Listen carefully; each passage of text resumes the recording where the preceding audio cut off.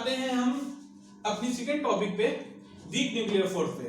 Gravitational force के बारे में बता दिया कि एक वीक होता है और दूसरा क्या होता है, ये इनफाइनाइट रेंज का होता है, मतलब बहुत दूर तक लगता है। और तीसरी प्रॉपर्टी इसकी क्या है, सिर्फ अट्रैक्शन होता है इसमें। ठीक, अब हम लोग आते हैं वीक न्यूक्लियर फोर्स के अंदर। तो ये फोर्स जो है सिर्फ न्यूक्लियस के अंदर ही होता है, और न्यूक्लियस के अंदर भी सब न्यूक्लियस पे होगा। ये फोर्स तभी एक्ट करता है जब क्या करता है, यहाँ पे रेडिएशन होता है। क्या होता है, रेडिएशन के टाइम ये फोर्स आता है, एग्जिस्ट करता है। जैसे कि क्या हो रहा हो, अगर मान लो कोई प्रोटॉन न्यूट्रॉन में चेंज हो रहा हो या न्यूट्रॉन प्रोटॉन में चेंज हो रहा हो, उस समय जो कुछ पार्टिकल निकलते हैं उनके बीच में ये फोर्स आता है। इसीलिए इसकी रेंज भी बहुत ही वेरी शॉर्ट है। और अगर इसकी मैं रिलेटिव स्ट्रेंथ की बात करूं, यहाँ पे मैंने स्ट्रेंथ नहीं लिखी है, इसकी क्या लिखी है, रिलेटिव स्ट्रेंथ लिखी है। रिलेटिव किससे लिखा है कि सबसे बड़ा फोर्स जो 1 वाली वैल्यू वो किसको दिए, मैंने स्ट्रॉन्ग न्यूक्लियर फोर्स को दिए। और उसी के मुकाबले में इसको देख रहा था ग्रेविटेशनल कितने टाइम छोटा है, 10 टू द पावर 39 टाइम छोटा है। 1000 टाइम भी छोटा नहीं, 10,000 भी नहीं, ये बहुत ही छोटा है इसके मुकाबले में, स्ट्रॉन्ग न्यूक्लियर फोर्स के मुकाबले में।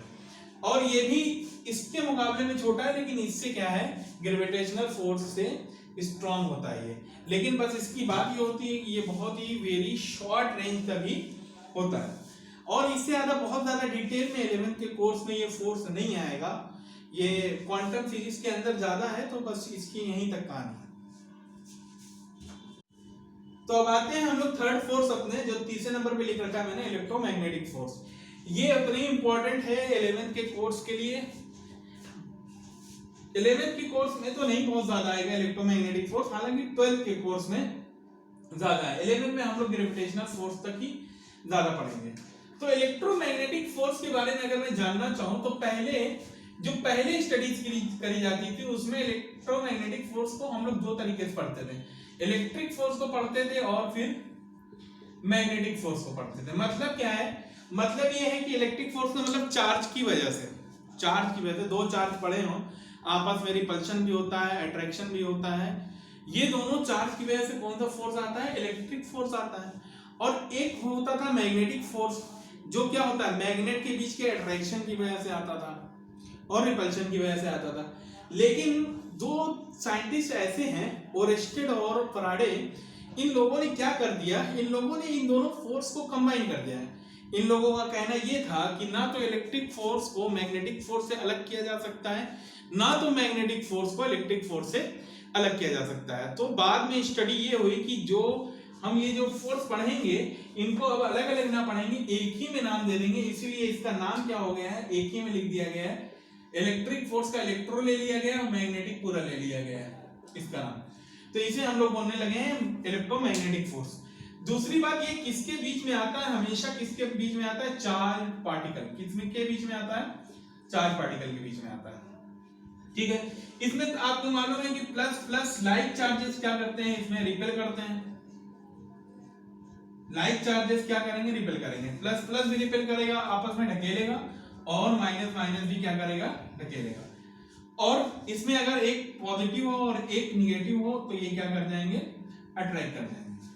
ठीक है, तो चार्ज पार्टिकल वाला ये फोर्स है, और ये फोर्स बहुत ही ज्यादा एक्ट करता है।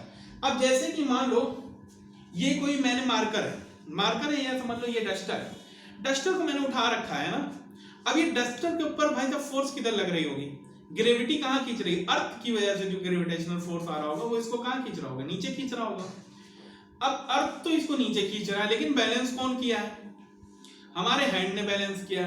अब हमारा हैंड इन सब फोर्सेस में से कौन सा फोर्स लगा रहा है, अगर ये बोला जा रहा है कि ये भाई तो ये फंडामेंटल फोर्स है, तो इन सब फोर्सेस में हमारा हैंड कौन सा फोर्स लगा रहा है, तो हमको ये मालूम पड़ेगा ये कौन सा फोर्स लगा रहा है, इलेक्ट्रोमैग्नेटिक फोर्स लगा रहा है। या अगर कोई कहता है कि इस पे जैसे कोई बॉक्स रखा है, मान लो कोई बॉक्स रखा है, उसको ढकेल ले तुम, हाँ, बॉक्स जमीन पे रखा हुआ है, उसको ढकेलना है, अब वो ढकेलाएगा नहीं, तो लोग क्या कहेंगे, ये इसलिए नहीं ढकेलाता क्योंकि कौन काम करता है, जमीन की रफनेस मतलब फ्रिक्शन की वजह से नहीं जाता।